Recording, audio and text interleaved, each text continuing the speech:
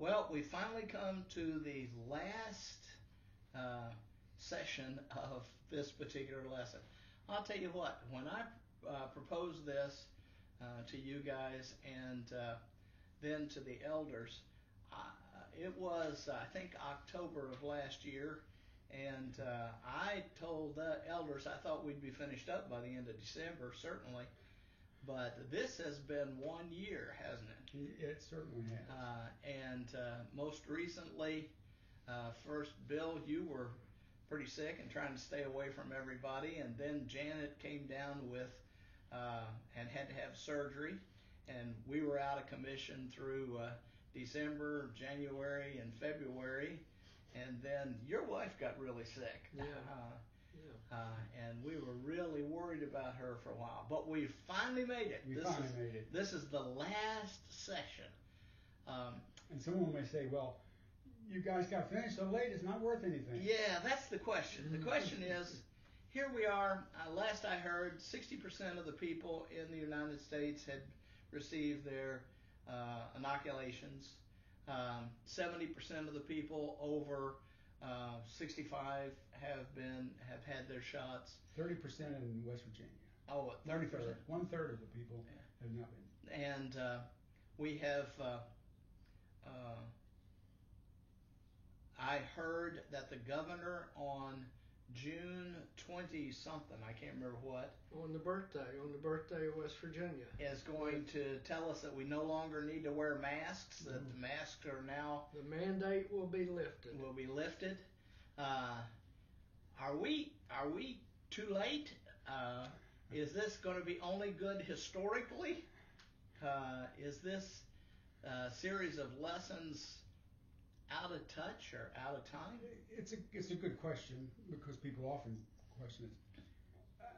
Just a comment about, it's really an amazing thing that we've got these vaccinations for this pandemic, so that after 3 million deaths and worldwide and over 600,000 in the U.S., yes, we're now saving millions of lives, and it's remarkable that this has occurred, that we have this much more rapidly than perhaps we ever thought.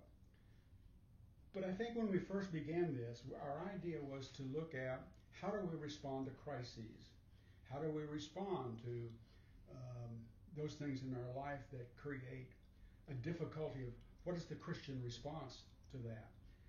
That doesn't go away because the pandemic this pandemic is gone. There are always pandemics coming along. There are always crises coming along. So I think, I hope what we've done is to look at what are the principles and the policies in some way, our self-policies, that guide us through times like this. I don't think those are lost. Yeah. And what we've done, and I appreciate you guys, the work of all of us as a team together, in getting this done. Yeah, Jim, what do you think? Well, there's a phrase that sticks in my mind. It's called kingdom living. Mm-hmm. Kingdom living is how we live. Like you mentioned about during times of a crisis. It should be how we live even if there isn't a crisis. Right. And talking about, taking care of people, heeding the advice of experts. Right. These things we should be doing all the time. All the time. And like Bill mentioned, there will be another pandemic or epidemic. Yeah. It may be next year. The last great pandemic, I think, was over 100 years ago. Yeah. So it may be 100 years from now, or who knows? And it may not be a virus. Yeah. It may be a natural disaster that comes up. Yeah. And how do we respond? How do we respond? And I think what we've been talking about with the COVID pandemic serves well for any type of situation. Any crisis. Any type of crisis. Yes. How do we respond? Exactly, because what we've learned is that in the past, as in the present, we have varied reactions and conflicts in response to an epidemic or a pandemic. And so we get these recommended actions or vaccines or whatever, but then we get various responses to those kinds of things. Right. We still have a mask dispute today. Yes. And it really mirrors the 1918 and 1919 pandemic flu. The same kinds of concerns were going on at that same time. And the vaccine passports now are controversial. Yeah, at least in the discussion stage. In the discussion stage, at least.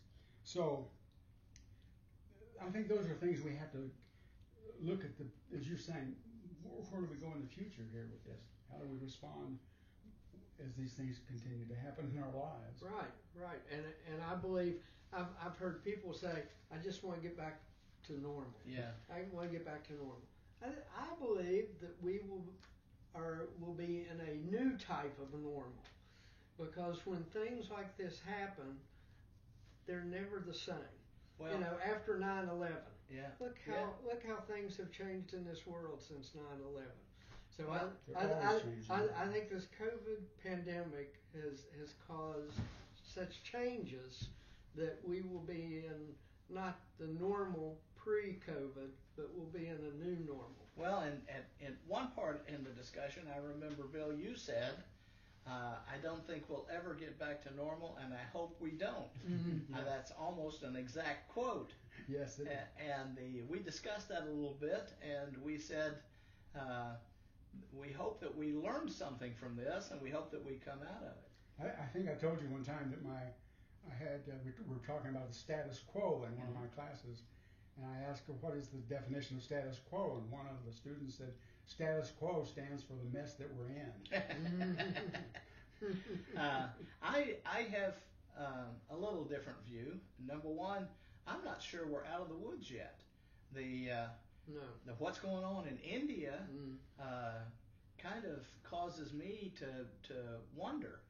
I heard that Africa was commenting that if the same thing had hit them, somehow they've been able to not have this hit them the same way, they would be inundated. It'd be worse in India. Yeah. They're saying that themselves because they don't have the facilities and so on. Don't have the way to treat it. But if you remember, I don't want to get into all the political arguments about where it originated and why it originated, but it didn't apparently originate within the borders of the United States, but came to the United States. And the variants that are taking place and are changing, the vaccine that we have seems to be pretty good at handling it, but I'm afraid there's going to be one that sneaks through that we've got to do this all over again. Right. So that speaks to why what we've done has not been wasted time. I think so, and that's the point I'm trying to make. Yeah. And second, I agree with what you said, Jim. We're talking about kingdom living. We're not talking about COVID, really. Right. I mean, COVID is the crisis du jour, okay? It is what we found us in, and it disrupted our lives across the board. If I understand correctly, and correct me if I'm wrong, Jim, your wife's illness had nothing to do with COVID. No. But it was certainly a crisis in your life. Very much. And how, when the foundations of your life are shaken, I hope you don't get upset with me for saying this, but you told me that you're glad your wife is better because she's a much better cook than you are. Right. When the foundations get shaken, when what you thought you could depend on is no longer there, when God doesn't answer your prayers, when you yell out into the night and the only thing that comes back is an echo, then how do you live? And I think that is what we're really talking about. Mhm. Well, in John Lennox, the first chapter of his book, it is titled "Feeling Vulnerable." And we go out every day. Things just seem to be so normal. We go to the store, and then all of a sudden, it's disrupted. Yeah. Places that we would visit, restaurants, we can't go to a restaurant, it's closed.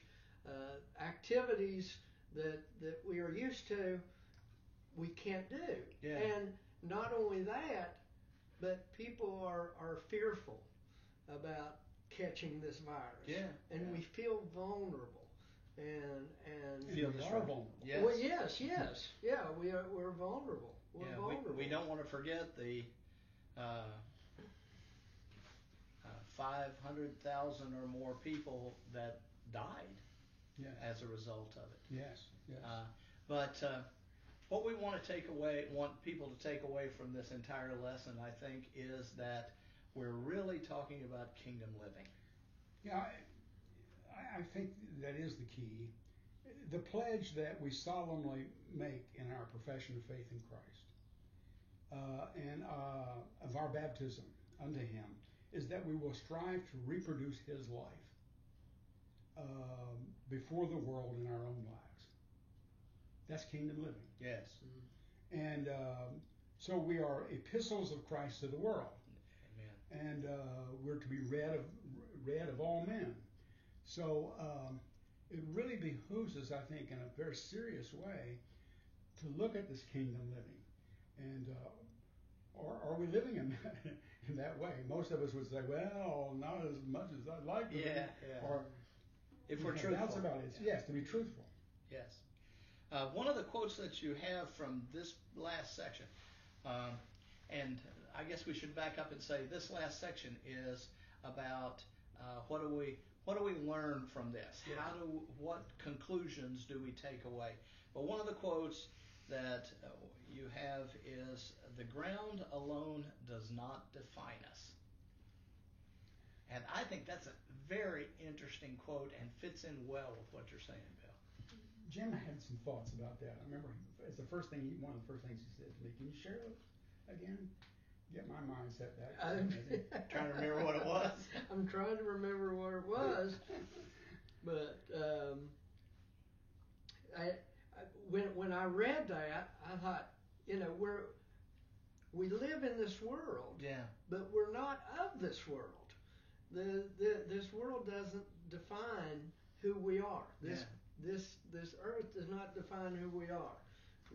We are citizens of another king. Of another king, exactly. Yeah. Again, as Bill, as you tried to stress in the kingdom portion, when you were talking about what a kingdom is, it is not a land, it is not a country, it is who you worship. Who you worship. Mm-hmm. Yeah. Mm-hmm. We speak and act for Christ to the world to take the place or instead of Christ. I mean, we're it. And so how do we act for Him? Yeah. We stand for Christ as before the world. And so if we're the body of Christ, does He dwell in us? Do we represent Him? Mm. And so when I say about the ground, that the ground alone does not define us, the moment doesn't define us. What's happening to us does not define us. Things will change, as you say. Mm. Hopefully, if we're kingdom living, then we improve in the ways that we're responding Yes. to what's happening. Mm-hmm. And we are not pushed about by every wind Yes. of doctrine or of virus that comes along. Yes. We have a foundation that is greater than the moment or about any circumstance that takes us in. Exactly. We are not defined by the ground, either as who we serve or how we serve them. Yes. Yeah.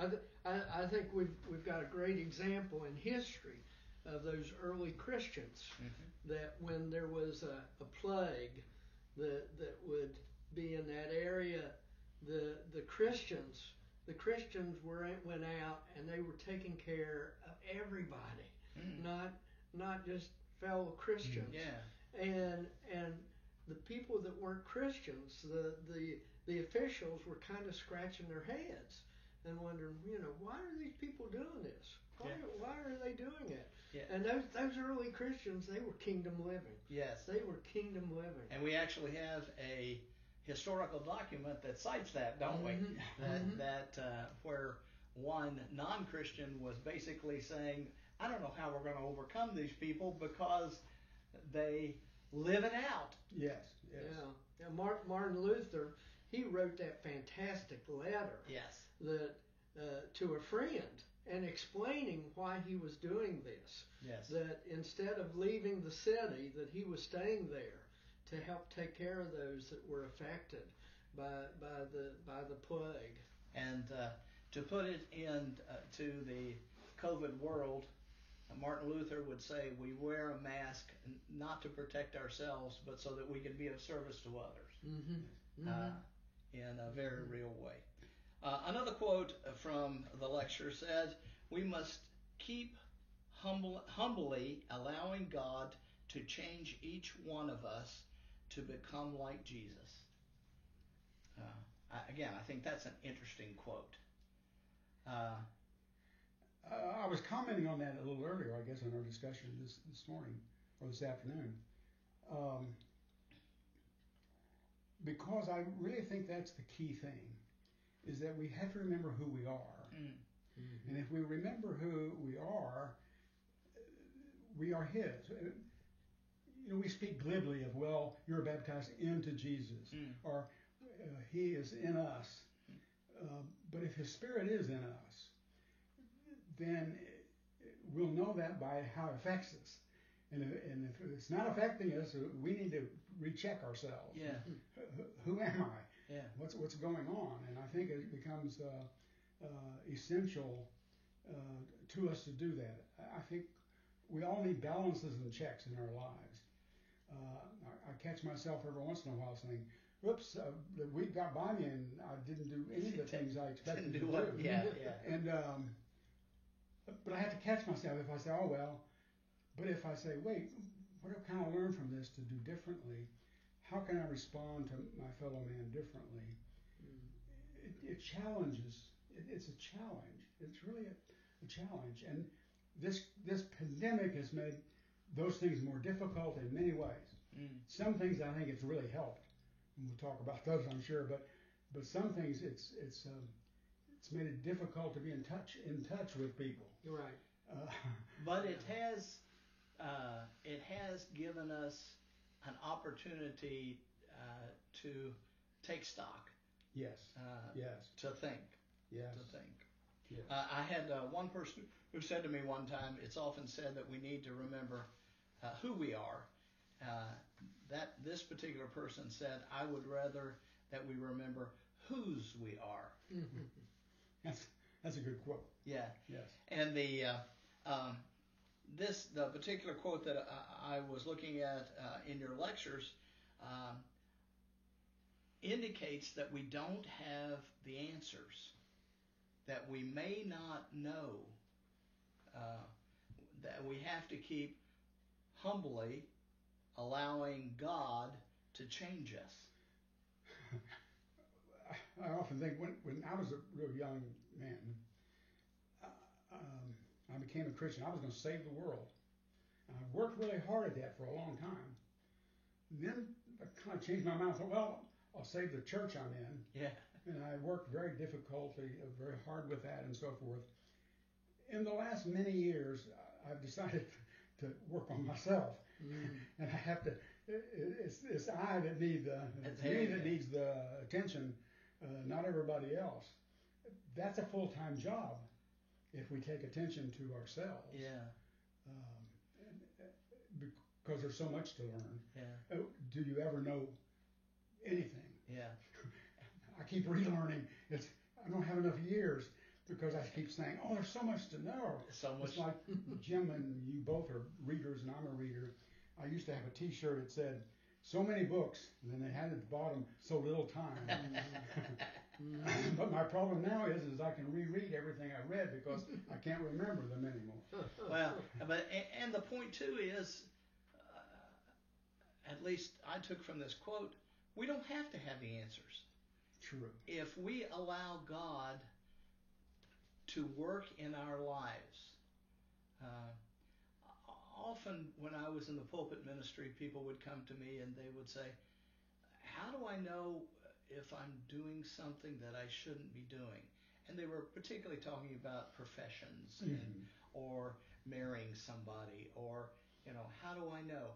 And after giving the normal piece of advice that everybody gives, I would say, if God is real, He's going to indicate to you. If you get off track, if you go the wrong way, then God will give you the nudge back.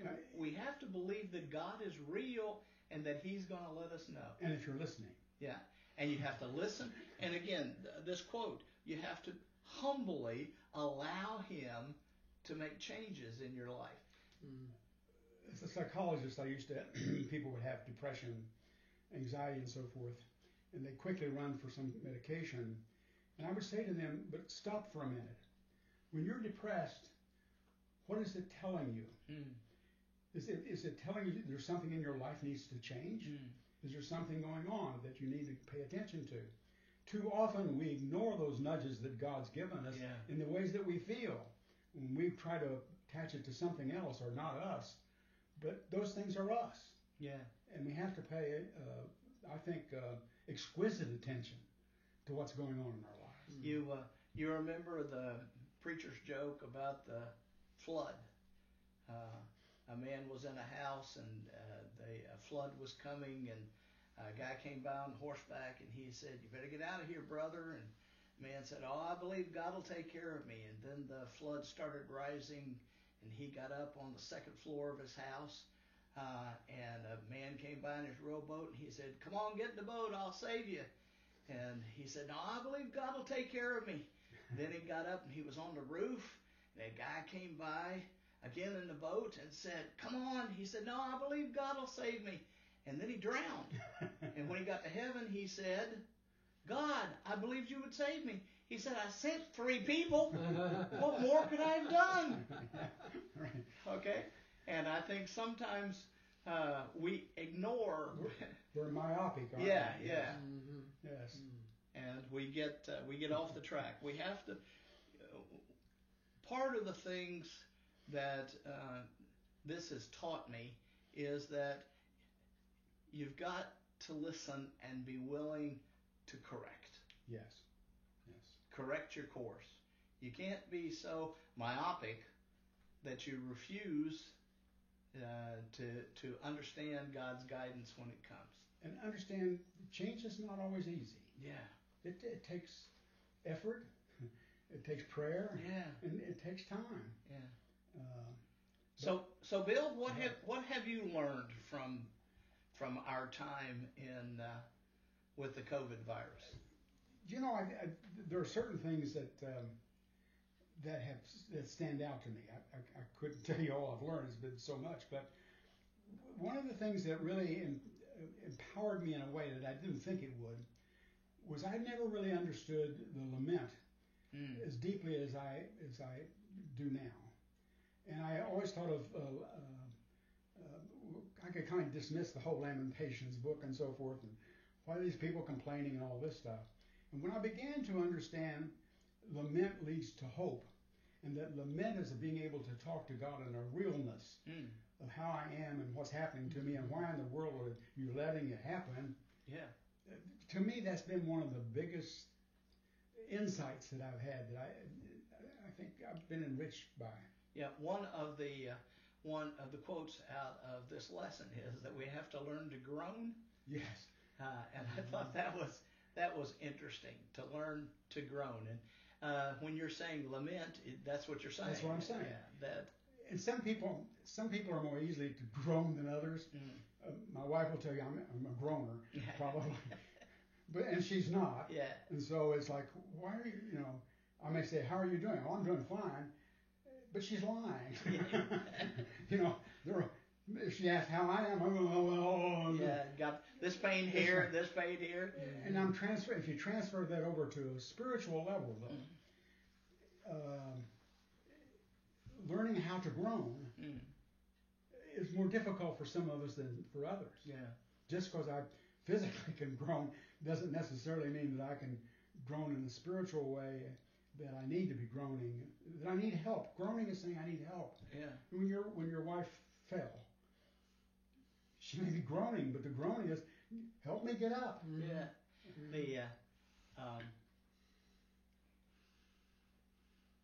And I think we have been trained as Christians not to groan. Yes. When somebody asks you how you are doing, and really is asking the question, I mean, how you doing is not the same as how are you doing, okay? Yes. But you're saying we have to learn how to voice. That's what I was saying too. Yeah. We have to learn how to voice that. Yeah. And we have to learn it's okay to voice that. And I, on the other hand, when you voice it, need to hear it. Yeah. Not say, how are you this morning? You say, I'm really having a hard time. Well, that's good, and walk on by. Yeah. Which is a typical response that we have to people, because it becomes a greeting rather than an inquiry. Yes. My mom went to visit this man that had health problems, and she went in to visit him, and she said, how are you doing? And he said, I'm pretty good. Mom looked at him and she said, I know you're pretty and I know you're good, but I want to know how you're feeling. I agree with you about this lament, because I had never realized how important it is.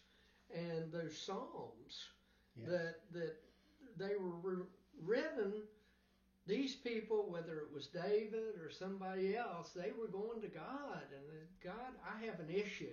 Yeah. And I'm coming to you. Yeah. And I'm opening up myself. And whether it's complaining or groaning. And like you said, I think we have been taught, not to be complainers. Just be thankful. Okay. Yeah. Just be thankful. Give thanks for your blessing. Yeah. Don't be complaining. And concentrate on your blessings. Yeah. And if you just concentrate on your blessings, then the rest of it won't matter. But I think it's okay. It's okay to open up. More than okay. I think it's necessary. That unless we sometimes use this in a blasphemous way, but unless we are honest to God about where we are and what we are, unless we realize the groaning that we have and admit it to God, how can He fix it? Sure. It's kind of like going to the doctor and then refusing to tell him when you're sick, okay? Everything's okay. Yeah, and if you don't, He can't do anything about it. Right. Now, God knows that you're sick. God knows where you are. But you've got to be honest before God, and that is what Lamentations is, and that's what the Psalm is. Yes. Then there's hope possible. Yeah, and that's the point. Another quote you have in here is, we must learn to groan hopefully. Yes. And we don't groan as others groan who have no hope, but we groan knowing that there is somebody who can give us hope. Mm-hmm. Anything else, Bill, that you've learned out of this time that you want to bring up? Well, I hadn't thought about it that way. As I say, I've kind of been so inundated with all of this, but I do think that as I look overall, one of the things that we had three good books that we read and we used as kind of a basis to start. I really enjoyed the book by Lennox, in that we'd looked at theory, and I'm a theory person. I like theory and ideas. But when you get to Lennox, I think he helped us to take that theoretical ways of looking and give us very practical ways of responding. And I really appreciated those because sometimes it's difficult if you're kind of a theoretician to say, okay, what do you do? How do you apply this? And he does an excellent job in a biblical kind of way of showing you here's how we need to respond. So I think that was all three of these books were very helpful to me. But I think Lennox kind of was the cap. Was practical. And I appreciate. I think I had just ran into him, and then Jim called me. Jim brought it up. Yeah. I read Lennox, and we added him and Bergman. And Bergman I had kind of run into from the Old Testament. Well, I found I had him on my shelf for a long time. I never thought of him until then.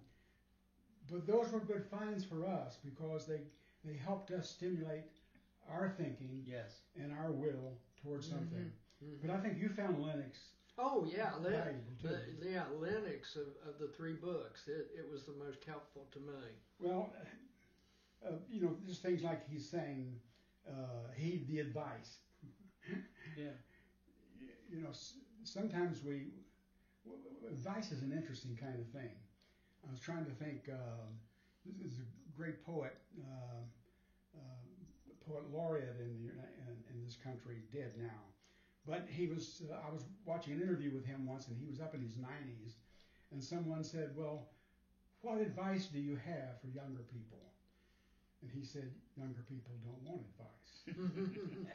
And I think that's true of most of us. We don't want advice. We may ask for it. Yeah. But unless it's what we already think, we're really not sure we want it when we get it. Yeah, and we sometimes ask for someone's opinion so that will give us permission to give them ours. Yes, yes. I would go to my father when I was a teenager on several occasions. I remember going to my father, and I had a situation coming up, and I would talk to my dad, and I would tell him about it and so forth, and I said, I just don't know what to do. Now, I knew in my head what I ought to do. Yeah. But I'm going to pass it on to Dad. I don't know what to do. And my dad would always very sagaciously listen to it, and he'd say, "Boy, that really is a difficult situation. I'm not sure what to do." But he said, "I know you'll do the right thing." That was the worst advice I ever got because it's impossible to do the wrong thing when someone's expecting you to do the right thing. Yeah. But advice, his idea of taking advice, I don't like masks. Yeah. I have to wear breathing, as you know, I have to have oxygen. I've got oxygen on, and then I put a mask on. I'm in misery. It's very difficult for me. You can't even wear glasses because they fog up if you've got too long. But after all, it was advice that was given by a lot of scientific study. All I know about biology would tell me that makes sense. Yeah. So I'm going to do that. Yeah. But I may not like the advice. Yeah. But it's still something I ought to follow. Yeah. And I think that's kind of the situation we're in today is can we heed that which is most helpful, not just to me, but to you and to you as well. And they said that the number of flu cases this past season was down. Yes. And now they're thinking it's because of all these things, the mask, the social distancing, washing your hands, all these different things may have kept the people from getting the flu. We don't want this to go too long, but I want to mention one thing more I've learned that I think is very valuable. I've learned how I've always been a touching person. I hug, and so I used to tell people that in my family we were huggers, and if you went to the bathroom, you hugged everybody before you went, and when you came back out, you hugged them all again. It was that kind of a hugging family. But during this pandemic, you weren't hugging. And I think one of the things I learned is how important touch is. If you look at the human brain in terms of our sensory system, our sight, our hearing, and so forth, the largest part of our brain, probably at least 5 times bigger, is the section on touching. And yet we act like it's not important. Yeah. But research shows us time and time again, children will not survive without touch. Mm. But I don't think human beings do at all. I was talking to a nurse yesterday who's saying the saddest thing for her was going into the nursing homes. You go because you always go in and everybody they want to hug you, they want to be close to you, and all of a sudden we're saying we can't touch you. I think that I hope we learned the importance of touch in our lives. Yeah. Yeah. Jim, I wanted to give you an opportunity to tell us the things that you've learned. Well, again, I got a second one Bill said, because I was thinking about this, about touching and hugging. And I have to confess that I probably just took it for granted, you know, the hugs. Until now, you know, they said you don't miss something until it's gone. That's right. And now, after over a year of not hugging and everything, when I hug somebody or somebody's going to hug me, it's going to feel so special. Yeah. I had an aunt that I would go visit her down in Kentucky, and when I would go in her little apartment, she would come over to me and she'd wrap her arms around me and she would just put a bear hug on me. And we have seen this on the news countless times in the nursing home. Where spouses would finally get together for the first time, and they would touch and they'd hug. And just a couple of weeks ago, there was a fantastic story about this lady that her son and her granddaughter traveled across the country to see her. And it had been over a year since she had seen her granddaughter. And they were filming it. And the granddaughter came in the house, and her grandmother was sitting in another room. And she looked up and saw her granddaughter. And her granddaughter ran to her, and her grandmother was just hugging her and just hugging her. And so, like you said, touch is so important. And this is something that we have missed during this over a year of this pandemic, this virus, I'm not sure this quarantine. Exactly. And I'm not sure we were always in touch anyway. No. This has been paramount, hasn't it? And Bill, didn't you at one point cite some research that talked about the number of times the people in foreign countries touched as opposed to Americans? I mentioned that. Yeah, where they measured how many times in conversation people would talk.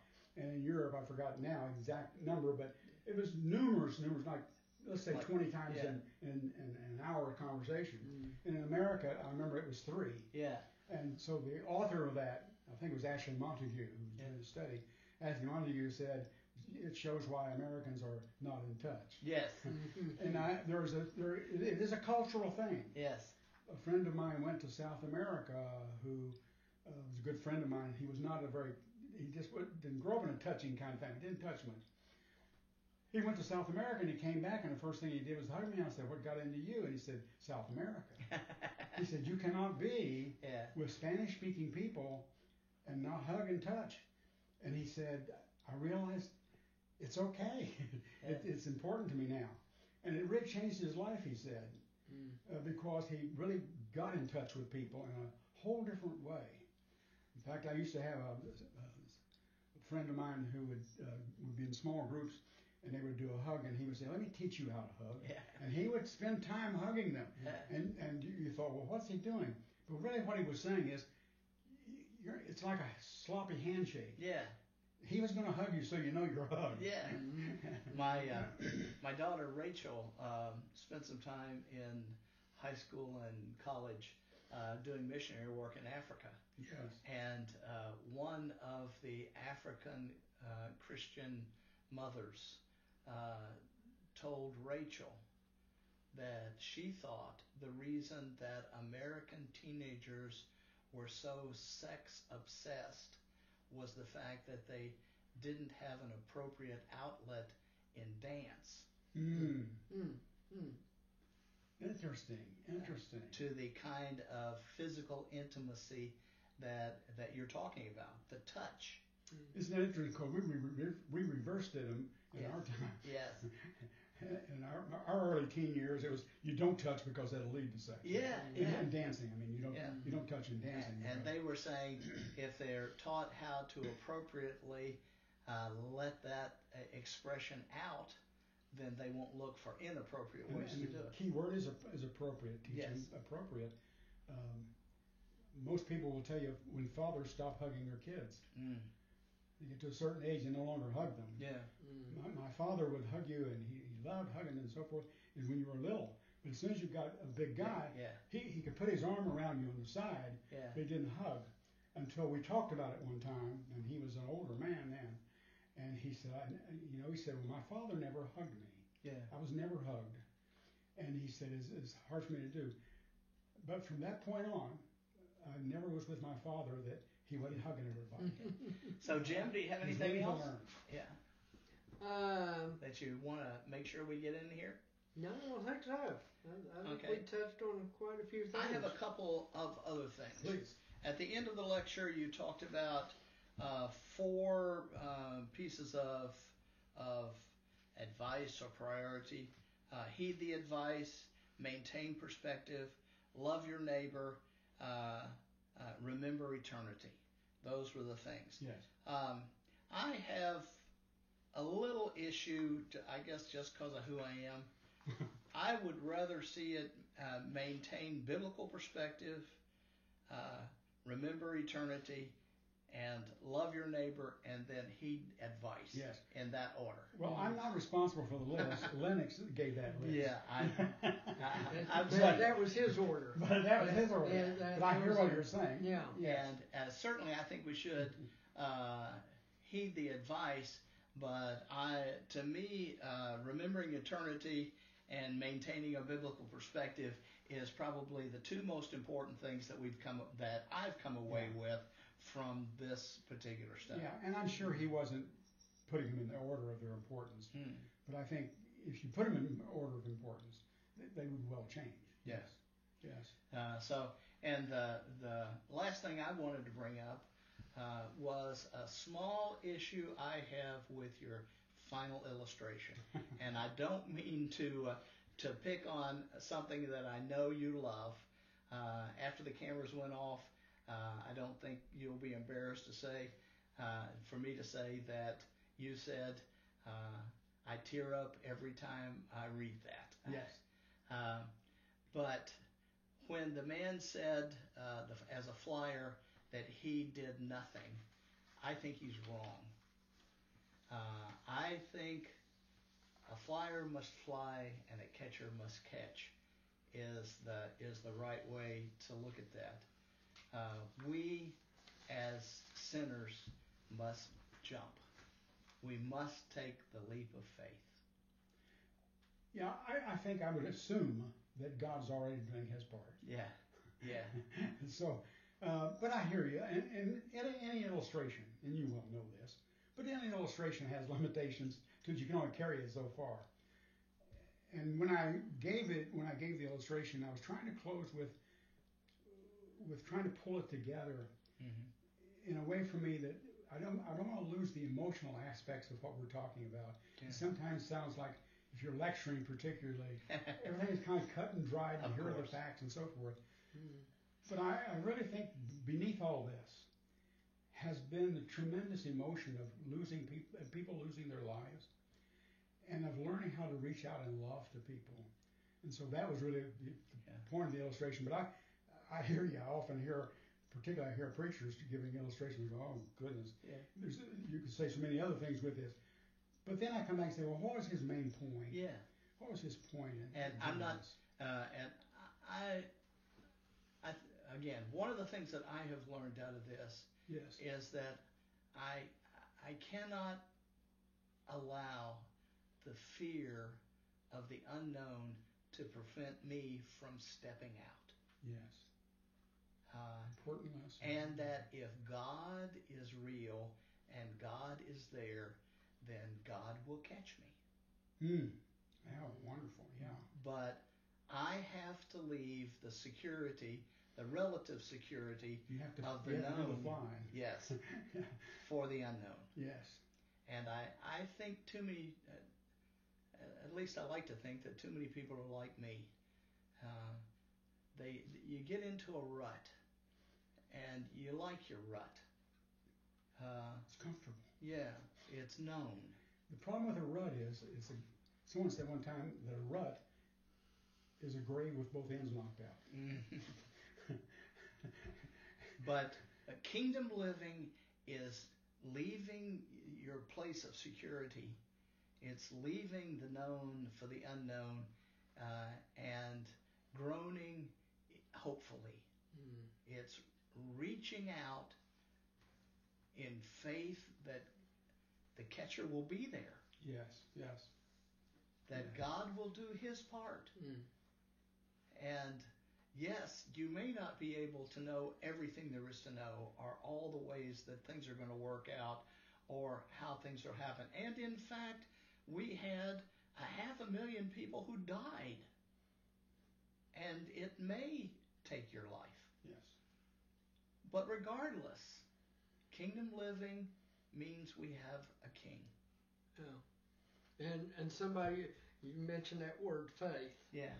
And one of my friends once told me about the faith, and I think you call it an acronym, where the different letters stand for something. Yeah. And he told me, he said, think about faith as in fantastic adventures in trusting him. Yeah. And I like that. And you mentioned about, over 500,000 people here in this country have died of the virus, and I think it's over 3 million worldwide. Yeah, I believe you're right. And you think about those that have been left behind, the family members, the friends that are still grieving and are still dealing with that. So there is so many people out there that are hurting now because of that empty place at the table and in the home. There have been cases where children have lost both their parents. There have been parents that have lost multiple children because of this virus. So we need to keep in mind those people that are out there right now that are still trying to deal with this. And still grieving. When I think about that, I think of a true story of a man that you and I know. His name was Dan Einan. Mm-hmm. And Dan Einan, in the latter part of his life, gave up driving. His wife drove him every place he went. He was a professor at the Cincinnati Bible Seminary. His wife preceded him to death. And standing beside the coffin, a friend came up knowing how dependent Dan was on his precious wife. And he said, I am so sorry that you lost your wife. And Dan said, I didn't lose her. Mm-hmm. He said, we don't believe fables. God is real, and I will see her again. Yeah, I was at a funeral one time where they brought that same thing up, and the son, it was at his father's funeral. Yeah. And he mentioned about people have said, I'm sorry for your loss. Yeah. And this young man said, you lose your remote control. Yeah. You lose your car keys. Yeah. But he said, I didn't lose my father. He said, I know where my father is. My father always spoke with other people. He said, my mother died. Yeah. My dad would never spoke of her dying. He would speak of her when your mother left. Yes. Yeah. Yeah. Yeah. Yes. And kingdom living is living not with the ground in mind. It is with eternity in mind. Yes. Yeah. Anything else, gentlemen? That sounds like a good note to end on. I agree. Thank you very much. And Bill, thank you for all your work. And Jim. And I'm sure that we'll do this again with another topic. Okay. Yeah. Thank you. Thank you.